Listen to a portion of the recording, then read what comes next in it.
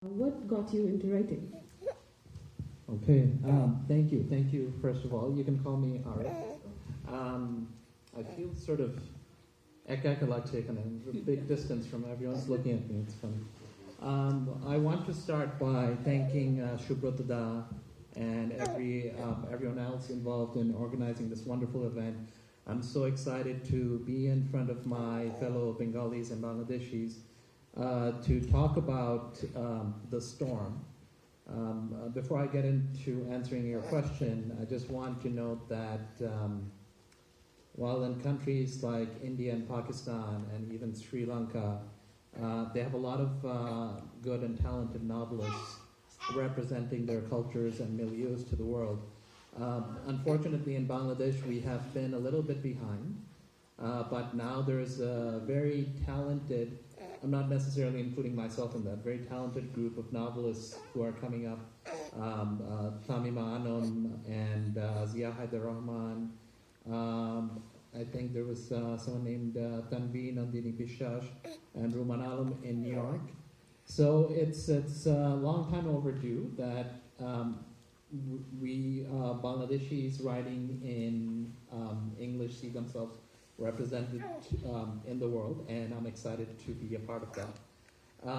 To answer your question, what got me into writing, I got into actually writing at a fairly late age for writers, early 30s, which was about 8 or 9 years ago. When I was growing up, I was always a very avid reader. So I would be that child at the dinner table who would always have a book by his side, and as he was eating, I'd flip the pages of a book as I read, and my family would sort of laugh at me because they found this behavior so funny. And I think it wasn't until 8 or 9 years ago that I really thought about maybe writing creative fiction, because I found reading to be a very enjoyable activity, and I didn't think that writing would be an enjoyable activity as well. So I started writing. I took a course at U of T, taught by Dennis Bach at the School of Continuing Studies, and I met a group of other writers to that class, and we kept meeting and we kept writing. And then, so through that journey, what was the beginning of the novel that's called The Storm was born. Okay, this kind of leads to my next question, which would be, you sort of answered it, but what experiences led you to write this book, and why did you choose the 1970s Bola cyclone of everything else? And who inspired your book's characters, I think would be the next following question. Sure, that's a great question.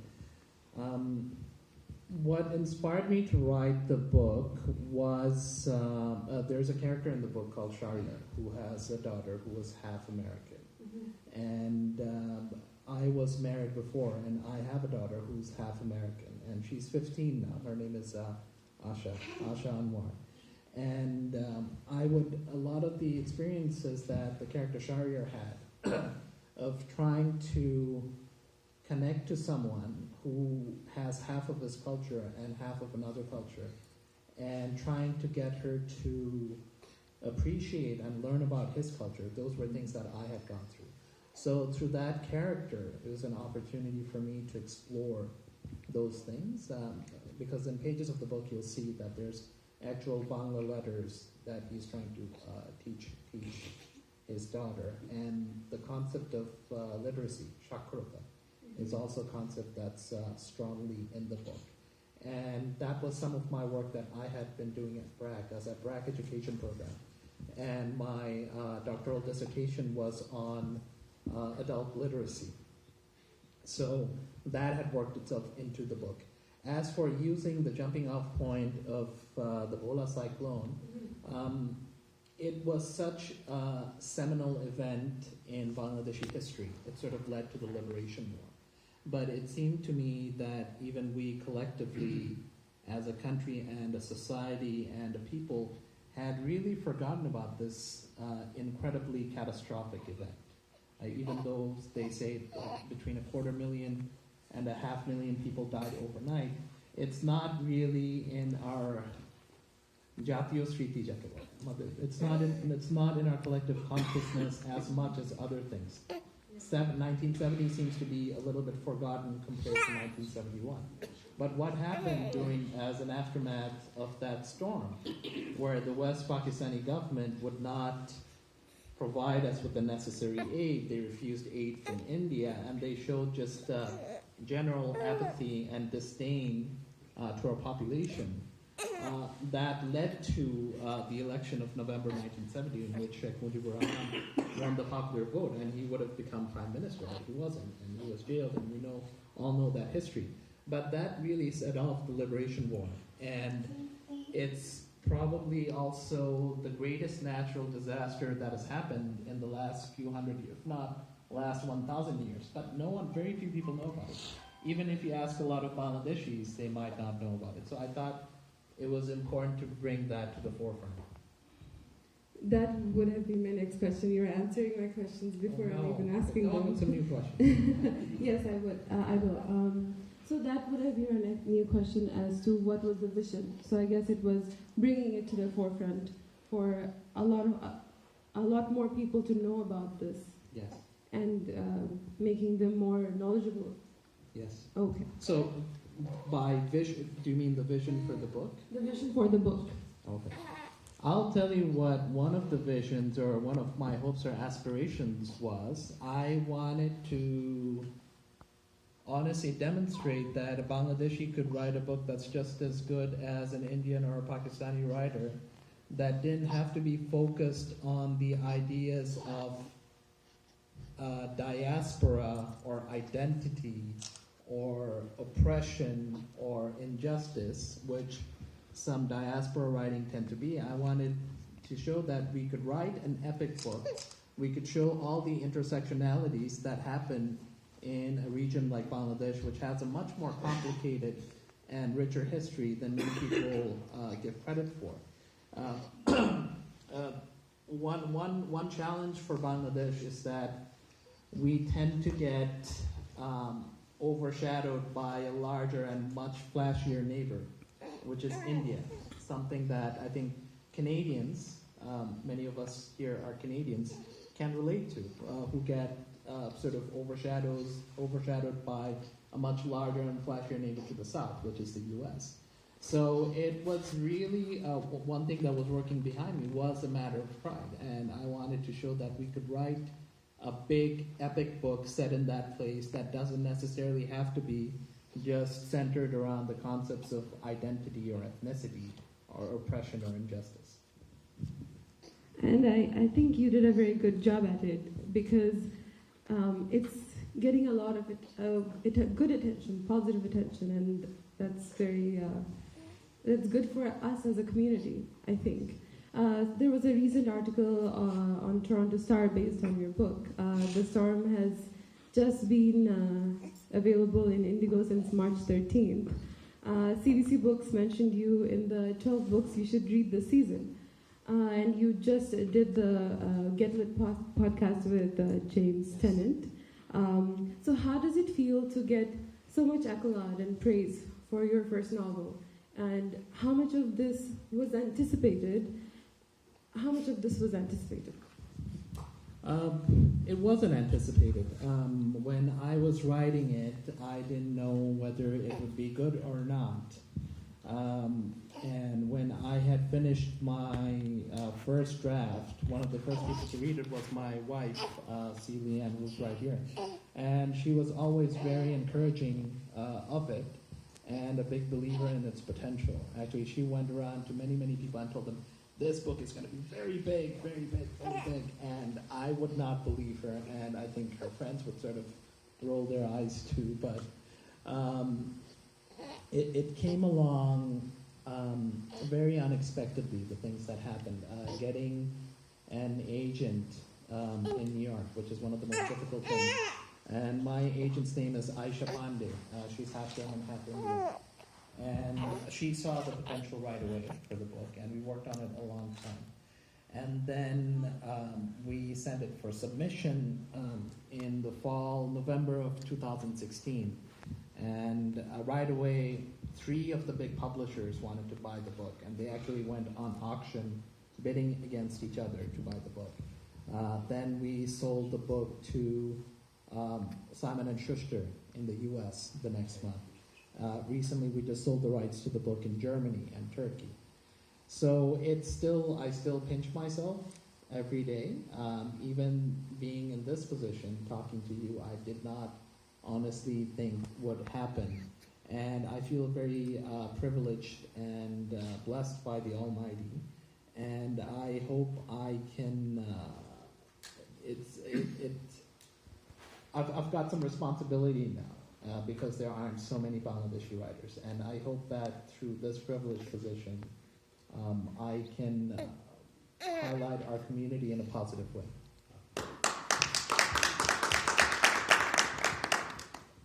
I strongly believe that this book was much needed at this time and at this place.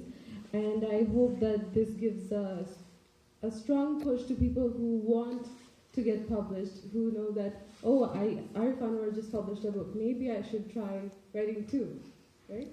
So my next question is, what books inspired you? I know that as scrolling through your Twitter feed, and you seem very active, and you mentioned that you were amazed that your book was next to Jeffrey Archer's book. Really did go through my Twitter profile. I did. Thorough research, I call it. So what books inspired you, and why did Jeffrey Archer's book inspire you? What books inspired me? I loved reading, as I said, at a very early age. And when I was young, I would read every book I could get my hands on. I'd read the Iliad and the Odyssey. I'd read Mahabharata and Ramayana and Hajare Karapurajani, 1001 Arabian Nights. All those big epic books, and I'd read lots of other books too that you might consider sort of, not so literature-y, like Stephen King and Jeffrey Archer. At the same time, reading Dickens and Shakespeare. So I read a lot of books growing up that taught me a lot about what storytelling is, what sort of story formats I like, whether they're big or epic or small and intimate. Some of my current favorite writers would be Campbell, who I love very much. Rohinthan Mistry, who is a fantastic writer. I like, who else? Those are the two that I can think of. I love J.R.R. Tolkien's Lord of the Rings. And I love, the 100 Years of Solitude. So those big epic sort of books that have a certain amount of magic realism in them, I love.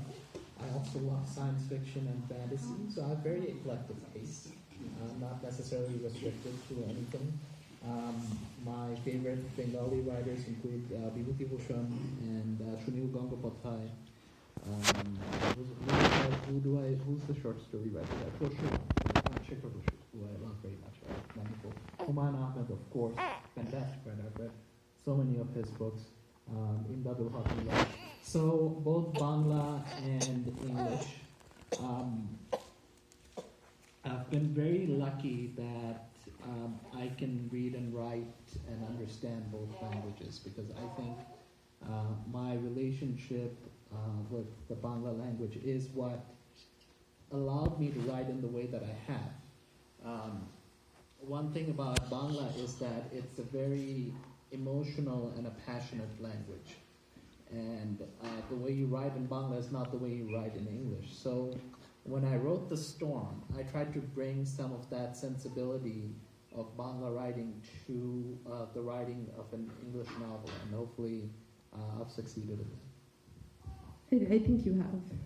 Sorry, I give you very long answers. No, I expect long answers. So what was an early experience where you learned that language had power? Oh, that's a great question. What was an early experience where I learned that language had power? I think just when I was growing, I think I was 4 or 5, and I'd hear all these I think it was Zia Rahman who was in power then. And I would always hear him start on the radio. I'd hear him do speeches, and he would always say pie shop. I'd never understand what pie shop meant. I thought it was one word. It's like squeezed together. And just through radio and hearing, pie shop means brothers all, for those who might not speak Bangla. And just watching the speeches of charismatic leaders like Zia Rahman or Sheikh Mujibur Rahman, all those people, I could see that the audience was rapt and their attention was completely captured. That taught me that language has power. Just reading taught me language has power. Nothing else has the ability to completely whisk you away and immerse you in a very different world where you don't want to emerge. So the written word and both the spoken word and the heard word, they all have power. That's a good answer. I think I have a more, would it be a serious question? A more complicated question, I guess. What is your thought on self-published work versus being published by a publishing house? How do you think the experience is different, and do you think each experience influences each other? Because you have published a book, but you also have other work that are not published like a novel. So how do you think they feed into each other, and how do you think they're different? Well, I mean, it depends on the sort of cultural or national context. In Bangladesh, almost everything is self-published, right? Because we don't have that publishing infrastructure where a publisher buys your book and then publishes it. That's almost unheard of, unless you're someone like Uthman Ahmed or in the Block Village. Most people are self-published. My mother, who has written 7, 8, or 9 fantastic books, including one on comparative treatment of Hindus versus Muslims in West Bengal and Bangladesh. Her name is Sultana Nahar, and she's written several books on poetry. All her books were self-published, and she's a fantastic writer, and she's someone who's inspired me very much. But I think in most cases, I would tell people, especially if they are in the West, in North America or England, to try as hard as possible to get published by a publishing house. Because, again, this goes back to the idea of the publishing infrastructures that exist in these countries. They are so oriented towards the big publishers.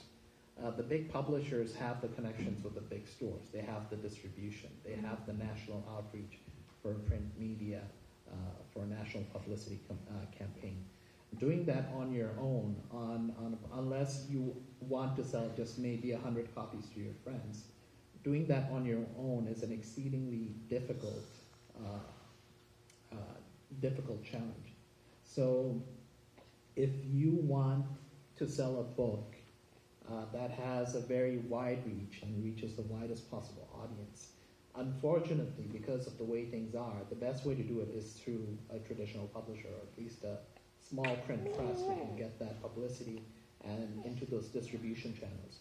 On your own, it can still happen. There's Kindle, there's self-publishing, there's e-publishing, but for that, to capture that lightning in a bottle through self-publishing, it's rare and it's difficult. So I would urge people to find a press, and if only they are unsuccessful in finding a press, only then to self-publish.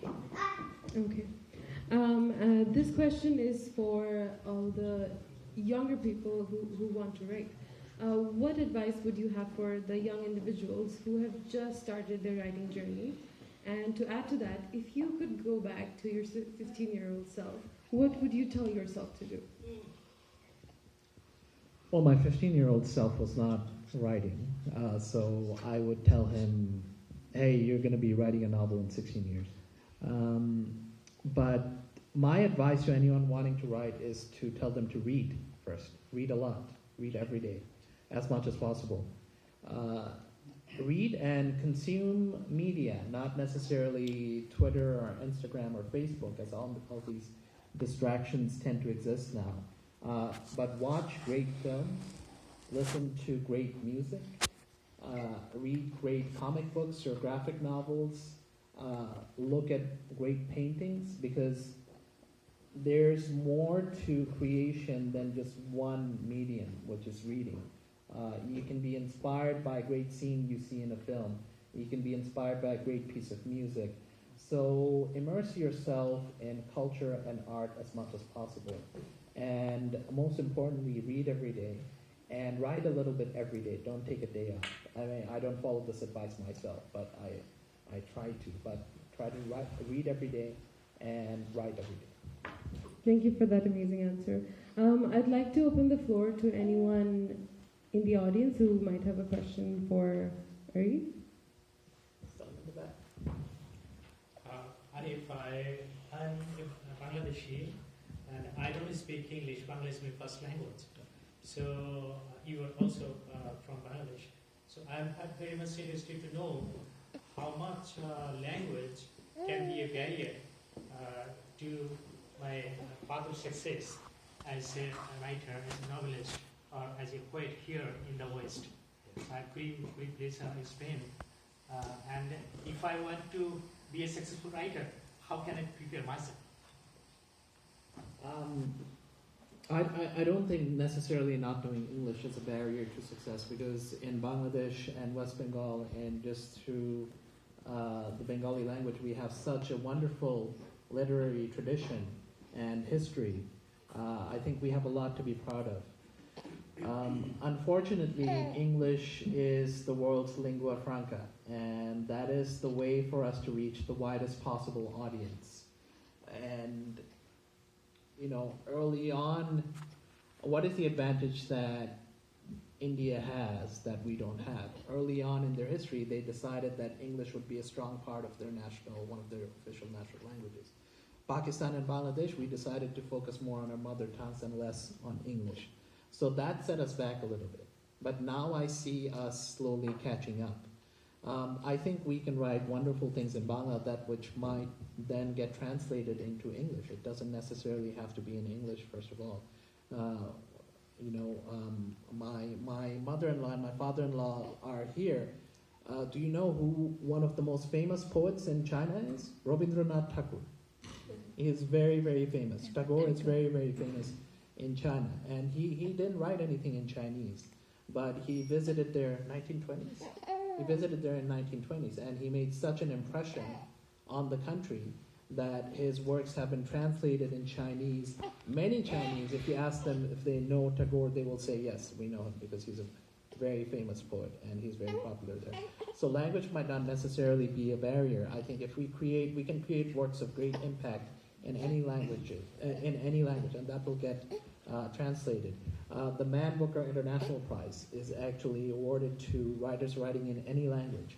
And the one that won a few years ago was called by a South Korean writer named, I forget her name, Han Yang something, but the book was called The Vegetarian, and that was translated by someone in English.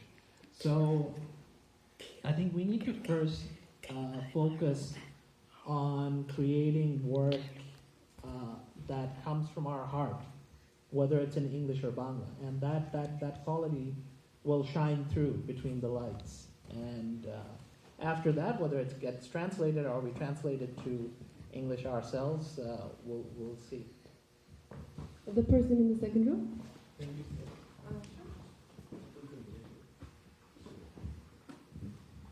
My name is Hassan. First of all, I'd like to thank you for becoming one of the role models for Bangladeshi Canadian or Canadian Bangladeshi in this literary forum. Did not have a chance to read your book yet, so personally it is difficult for me to describe anything about your literary genius, but in due course of time I will do. I hope I have some. My question is related to my daughter. My daughter is 16 years old. She wrote a book called Paralyzed Perspective. It's a 420-page mystery book, murder mystery. She's 16? She's 16. But the difficulty we're having right now, as a 16 years old, nobody actually recognizes her. She kept sending her manuscript to different agencies, different agents, but nobody recognized. And it's a big challenge for her to keep up the spirit, but I always tell her that look at J.K. Rowling. She sent her manuscript to 16, 17 publishers. Nobody recognized it, but now look at her. So it's a my way of inspiring her. But what would be your piece of advice to children like my daughter? Thank you. Thank you. Well, first of all, I'm amazed she wrote a 420-page novel at the age of 16. I'm like almost 3 times her age, and I haven't written a book that long. I think it's good to, when you have a piece of writing, it's good to show it to people who will give you kind but constructive advice. And that doesn't necessarily have to be family members who might not always be able to be niropekho, without taking sides, right? So I would encourage her to join a writing group of fellow writers and do what's called workshopping pieces, as in submit a piece every week and get everyone's feedback. I'm amazed that she wrote a murder mystery at that age. I certainly did not have the life experience or the skills at that age to write something. It's in English? Yeah, so that's absolutely incredible. And and she should love her work very much, because it is something to be proud of. And publishing should not always be the end goal of a creative work or a novel. I told myself when I finish the book, even if I don't sell it, even if it's just my friends and family who read the book, I'm still happy, because this was the vision I had in my head, and I've achieved it, and people have read it, and it's good. I can close this chapter. So everything else that has happened since finishing the book is a bonus. So she should take a few creative writing classes, if she can. Submit those pieces for a professional, such as a writing instructor. The U of T School of Continuing Studies, where I teach creative writing, has several courses in creative writing. She can submit it there, and to get some outside perspective on her work, and to keep at it. I can't wait to hear what she has planned next. If she's already done this, I'm very amazed, and please tell her how impressed I am.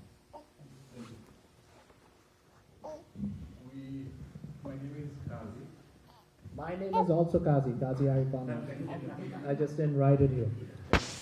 So my question is like, where I have seen the advertisement of Storm, and I had the opportunity to listen to your interview with CBC, I believe, or Oh, but I think it might have been the radio interview. The CBC interview has not come out yet.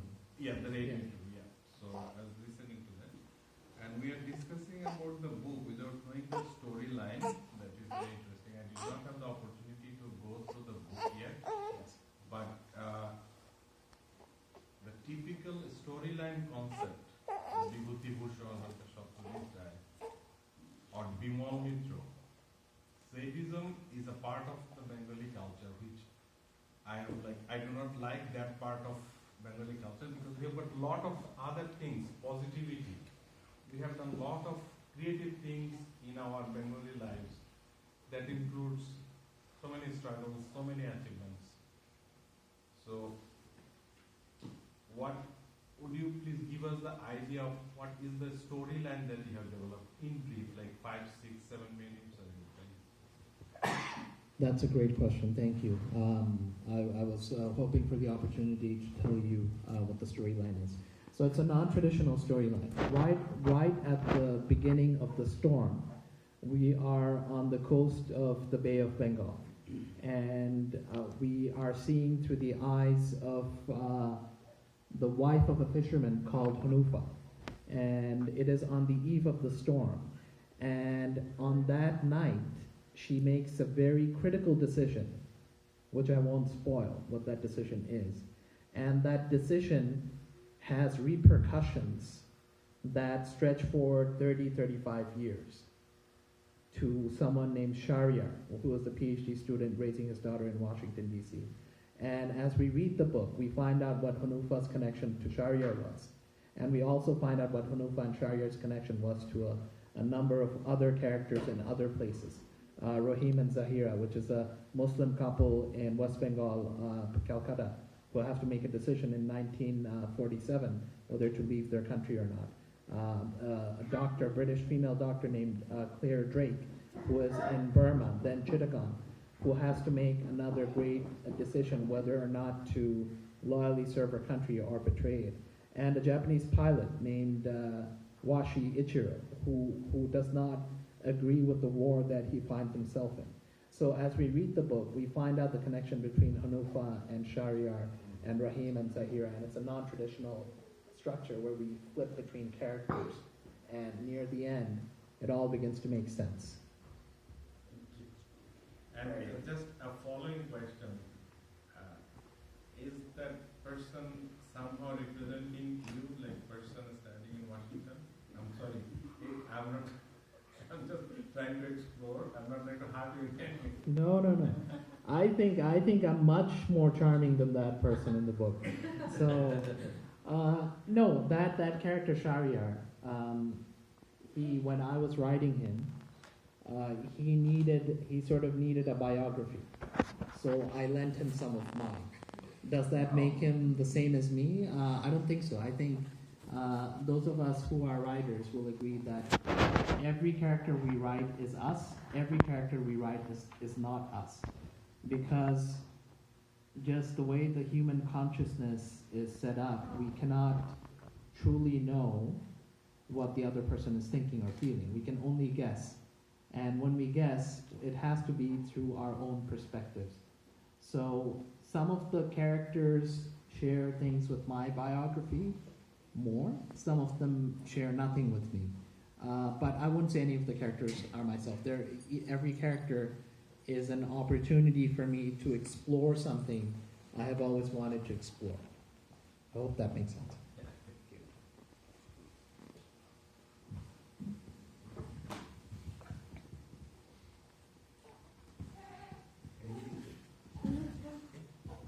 I have a community question if you allow me. Of course. I'm very much worried about the language barrier. So once again, to come to the point, what actually could be our limitations as Bangla-speaking people to succeed as a writer in English? What particular limitations we have to overcome?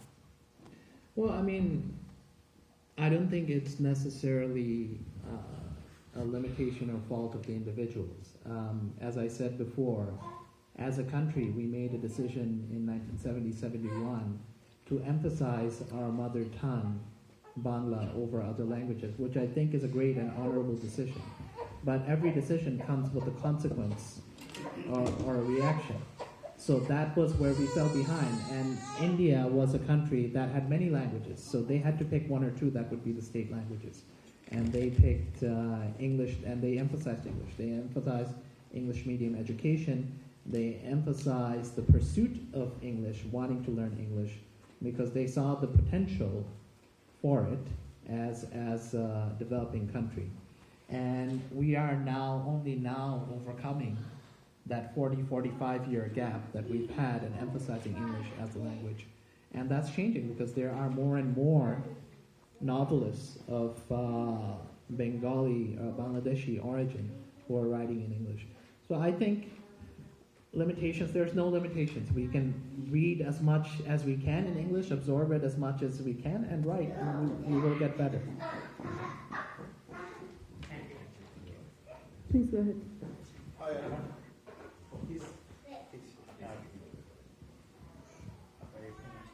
বাংলায় ভাষান্তর করার কোনো plan আছে আর আপনি ইংরেজিতে লেখার আগে বাংলা ভাষায় উপন্যাস লেখার চেষ্টা করেছেন? It's a great question. The question is whether there are any plans to translate The Storm to Bangla, and if I had any plans to write it in Bangla myself. আমি খুবই লজ্জিত যে আমার বাংলা লেখার সেই ক্ষমতা নেই যে আমি বইটা ওইভাবে প্রকাশ করতে পারতাম, যে বাংলা লিখতে পারতাম। আমি পড়তে পারি খুবই ভালো এবং বুঝতে পারি খুবই ভালো, কিন্তু I just don't have that much skill in Bangla to really do justice to the story. Whether it will be translated in Bangla, that's up to the publishing gods. Or if the rights, the Bangladeshi rights or Indian rights or subcontinental rights to the book have not yet been purchased. So that's how it works. You sell rights to the different regions in the world. So if they get sold, or if there is some very kind-hearted Bangladeshi who likes the book so much that they take on this project on themselves to translate, that's the only way I think I see it coming forward. But hopefully, if the book is getting more and more publicity, hopefully we'll see some interest. I'm actually a very close relative. My brother's father-in-law is Shamsuzzaman Khan, who is the director of Bangla Academy, and he has always been very encouraging of the book. So hopefully he'll let me know if there's some interest in Bangladesh, and we will see. I want to see very much. I want to see very much the Storm published in Bangla. It's very important to me. I've got one last question. As many as you want. In the book Storm, is Shahriar trying to give any message to the world or to the Bengali community? Is Shahriar going to give? I think that's a question that the reader can answer. I think when you try to write a book with the preconceived idea that I want to send a message to this book, I don't think that makes for a good book. Maybe for nonfiction, but especially for fiction, if you say, well, I want this book to send a message, I think that might make for an insincere work. And it is not as heartfelt as it can be. I think people who read it, Shahriar's struggles or his challenges in the book are sort of small in scope. They're very intimate and personal. I think people might relate to it in a personal level as a father or as a foreign student or whatever other identity that he occupies. But I will leave that question to be answered by the readers themselves when they read it. I think first I should say, hi Arif, I love you. Thank you. But the reason is your salutation to our war of liberation. Very nicely you connected 1970 with 1971. You are right that most of the people forgot that 1970 is the essence of the landslide victory in 1970 election, without which you, Arif, or me, Shujit, we could never think to be here. I think so. So salutation part is gone, love part is gone. Now, let us come to the part of your structure of your novel. Usually we see that to supply the nutrition to the main plot, the creator creates some plots, subplots. But in this building, we see that you have used some main plots as if it's like internet connection. What is internet? When more than one net, 2 or 3 are connected well, we call it internet. So very skillfully and efficiently you connected 5 nets and developed a literary internet. So is it your first one or any other book is there like this? Thank you for that great question and great compliment. It's a very unique analogy for my book that I hadn't even considered. Maybe I will steal it from you and I will use it as well. Internet of connected subplots. Yes, it's correct. You are correct to say that in a lot of traditional novels, you have one main plot and you have smaller subplots. From the beginning, I said I didn't want to write a traditional novel. And when you have one big plot, that one big viewpoint or perspective dominates the entire novel. and I didn't want one view or one perspective to dominate the entire novel. I wanted to give the idea of agency, komata, to each of these strands that connect together, because I feel like there's a synergy when we realize the invisible threads that connect our lives to those of others, and the small decisions that we make today or tomorrow, the long-term consequences that they might have, not just on our lives, but on others. And that's what I tried to bring together, so that the first chapter you read is about Hanufa, and the very final chapter you read is also about Hanufa, and that very same night. And by then, the reader has a 360-degree perspective of her life, of both her past and her future. And that, I thought, was a very powerful effect whenever I could read the book as a reader. And that's why I separated the strands into 5 separate but equal strands that nonetheless connect, as you said, as an internet of storylines. Good one. Thank you. And the last one is very personal. Suppose you are not the creator of the novel, you are the reader of the novel, and I am presenting 2 ladies in front of you, Hanufa and Claire. Whom do you like? Are you kidding? My wife is right here. It's a virtual idea. I think she has courage there, their courage. Yes. Yes or no? Hanufa or Claire, they're both very admirable. Just as my fellow Bangladeshi or Bengali, I will of course pick Hanufa. Thank you. Yes. I have a question. Absolutely. Before, during, or after your novel got published, have you ever visited that coastline area where that storm occurred? That's a great question. I was born in Chittagong, so the Pola cyclone hit a little bit. Chittagong felt some of the effects, but the Pola cyclone hit Pola, of course, which is a little bit west of Chittagong. I love Chittagong very much. I don't speak Chatkaya, but my first 4 or 5 years were in Chittagong, and it's a beautiful city. There's. Are you feeling proud? I feel proud for all of Bangladesh. It's funny, we're such a tiny country, but we carve out these little tiny sections of it to be proud of. I'm proud of Borishal, I'm proud of Dhaka, I'm proud of Chittagong. But I do have a special place in my heart for Chittagong. And hopefully I'll have a chance to go back. I haven't gone back in 10-15 years. But hopefully I can visit Cox's Bazar Beach and Samudra Shirkat and all those things in the near future. Last question for now. We know that, definitely you also know it, there's a lot of literary genius in Bengali literature.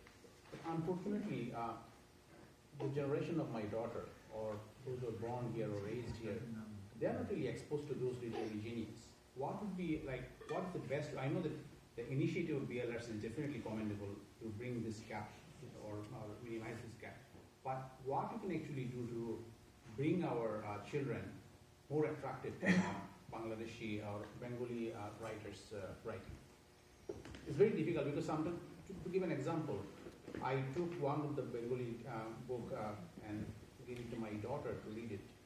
She told me that she doesn't like the content, or she doesn't like the way the book was written. So it's very difficult to make them attracted to the writing, but at the same time you want them to be exposed to the views, avenues of literary writing. Right. And how can you do that? So what was the book you gave him? I think it was one of the book for Rabindranath. I think Rabindranath might be a little bit challenging because I love Rabindranath too, but when I read it, I realize that even though he has very wonderful classic and universal themes, it's difficult that is the deep end of the pool. We're jumping into the deep end of the pool. So একটু হাঁটু পানিতে সাঁতরালে I think it'd be better. Mohammad Zafar Iqbal, Humayun Ahmed, they've written science fiction, bhuter golpo, ghost stories, so many wonderful things. So start them off with something that's like to mukhorochok, are tasty and easier to digest, and then we can get them interested in the classics. I think that might be a way.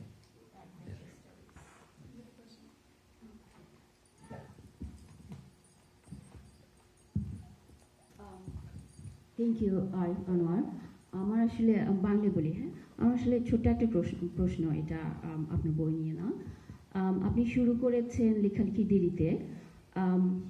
আমি ভাবছি অন্যদের কথা যারা হচ্ছে লেখা শুরু করেছে, যে পাবলিশ করতে চাচ্ছে কিন্তু হচ্ছে না, এই যে দুঃখবোধ, এই যে কষ্টটা, এইটা কিভাবে একজন রাইটার অতিক্রম করবে এবং এগিয়ে যাবে সামনে তার লেখালেখির জন্য? আমি জাস্ট এটা নিয়ে আপনার একটা খুব ভালো একটা সাজেশন চাচ্ছি। Thank you.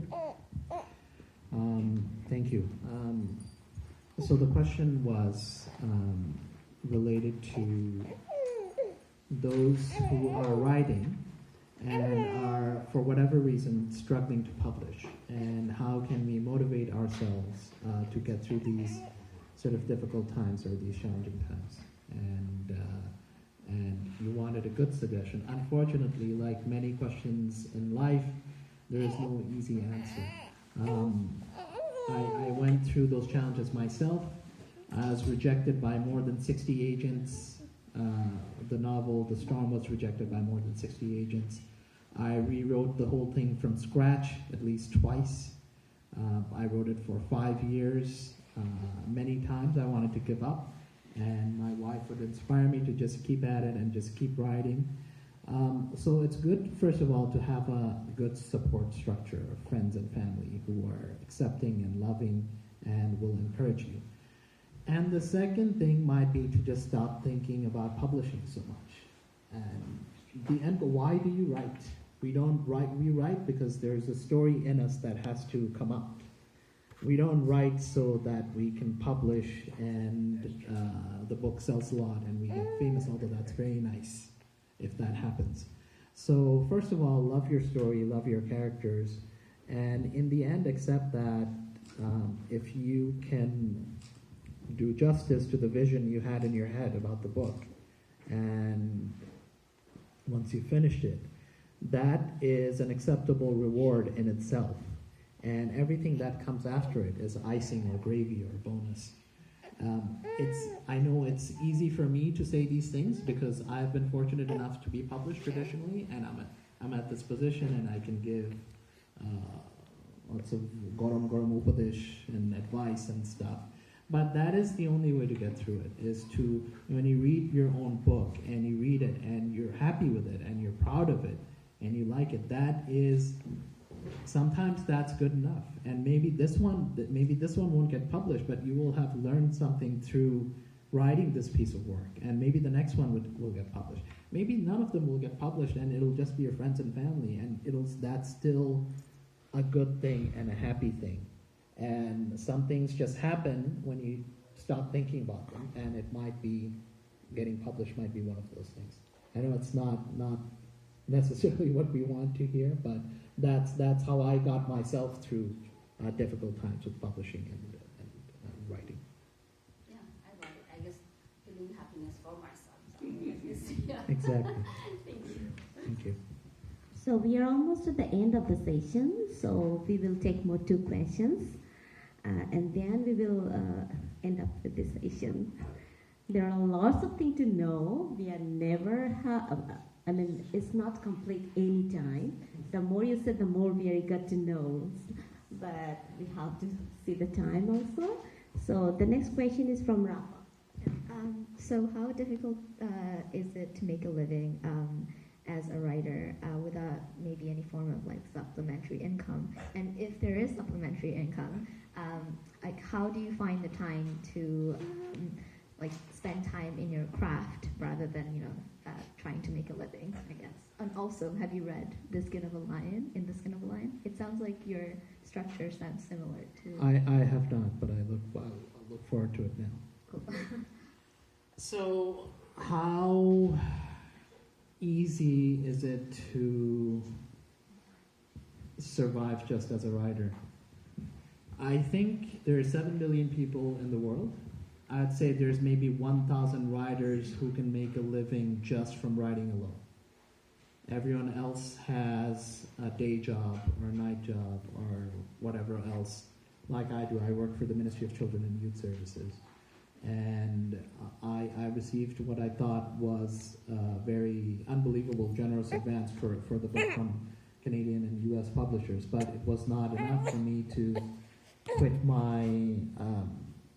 my job and write full time. And I still struggle to write full time, thanks to little Mr. Kiran right there, who cried all night and kept us up.